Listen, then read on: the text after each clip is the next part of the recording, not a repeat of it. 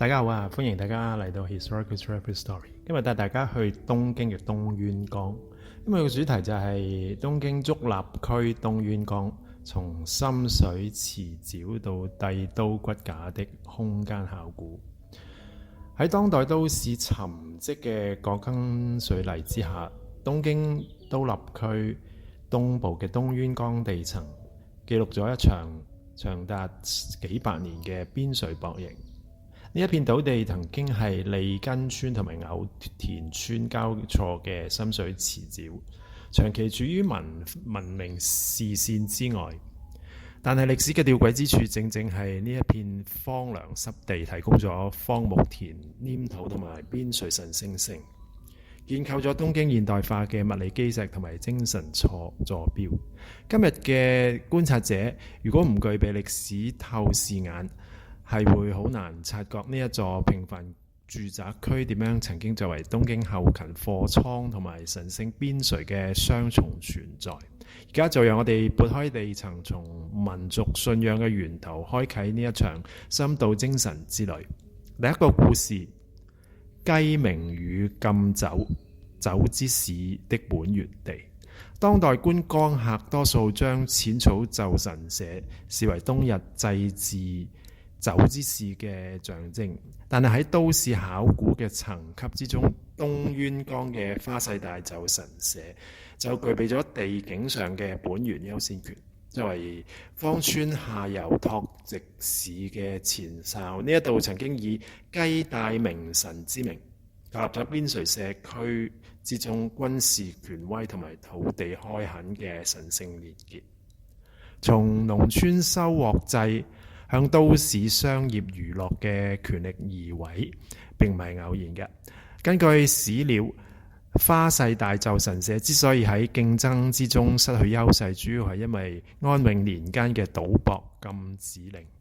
加上地理位置過於偏遠，使到原本承載神聖性嘅上酒喺江戶中期嘅商業競爭之中輸咗俾鄰近新吉原有國交通便利嘅淺草。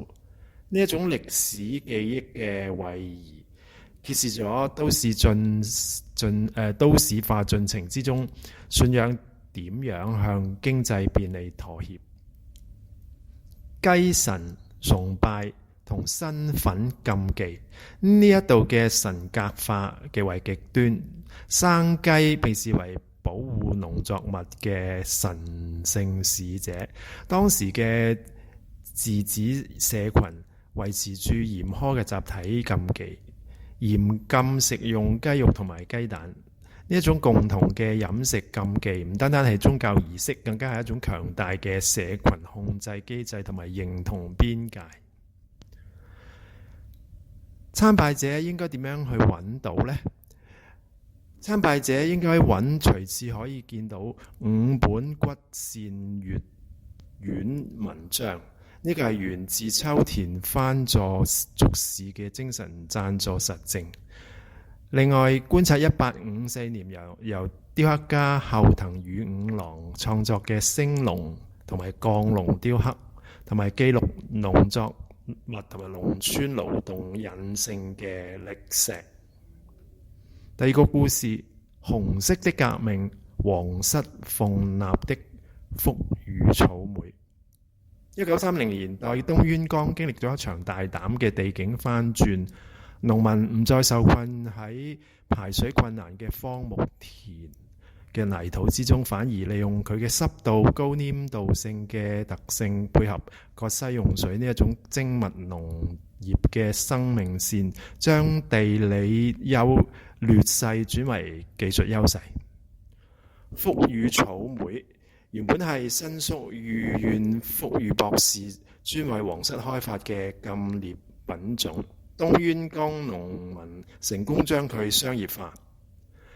實際上係利用皇室符號作為日價入場券，打入銀座嘅高端市場。呢一種紅色革命證明咗邊陲村落點樣透過技術升級同埋階級符號建立同埋權力之中嘅聯繫。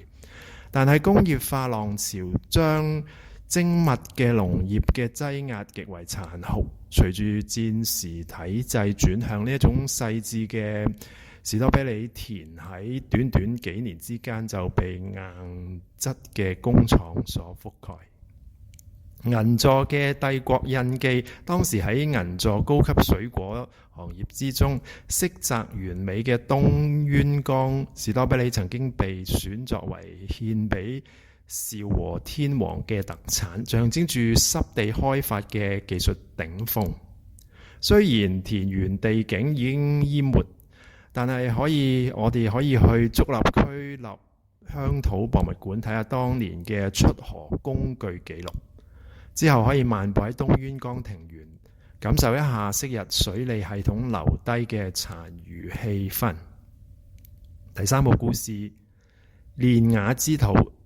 帝都的骨骼來自濕地。明治至到大正時期，東京對於內火建材嘅迫切需要，將東淵江嘅荒木田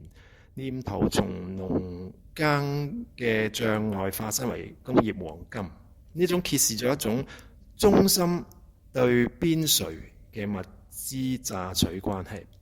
宏偉嘅東京車站同埋淺草凌雲閣，佢嘅物質實體實際上係從東淵江嘅地下掘出嚟嘅。隨住櫟澤榮創立嘅日本練雅製造株式會社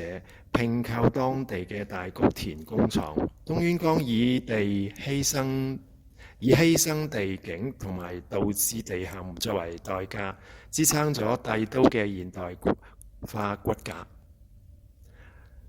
有3個指標喺1920年代東淵江產業嘅指標。第一，瓦片製造商，全村有14間，密集喺東村沿岸，濕地黏土轉化成耐火嘅建材土庫。第二類，製紙業產業，佔全村總產值60%。農業全面轉向工業化嘅關鍵數據。第三，關鍵成分就係荒木田嘅黏土，支撐住帝國建材結構嘅物質基礎。昔日煙囪林立嘅達摩窯景象已經消失，但當地嘅河岸彼道依然隱藏住昔日磚瓦船牆嘅物理殘跡。第4個故事，將軍的治癒。小間御殿與神聖水管。喺德川幕府嘅地理版圖之中，東淵江被視為具備原始治癒力嘅空間。9代將軍德川家曾經喺呢一度小間御殿康復。呢一段歷史賦予咗呢一片濕地某一種政治上嘅恩賜屬性。空間能力嘅劇烈轉向反映咗權力技術嘅變遷，從小間御殿嘅治癒之地 Grace 轉變成現代監禁罪犯嘅東京拘留所 Punishment。地景從恩賜收養轉向監視隔離，體驗咗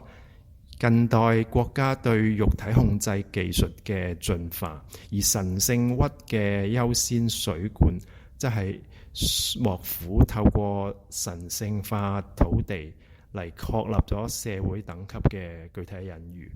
我哋漫步喺神領鬱親水綠道，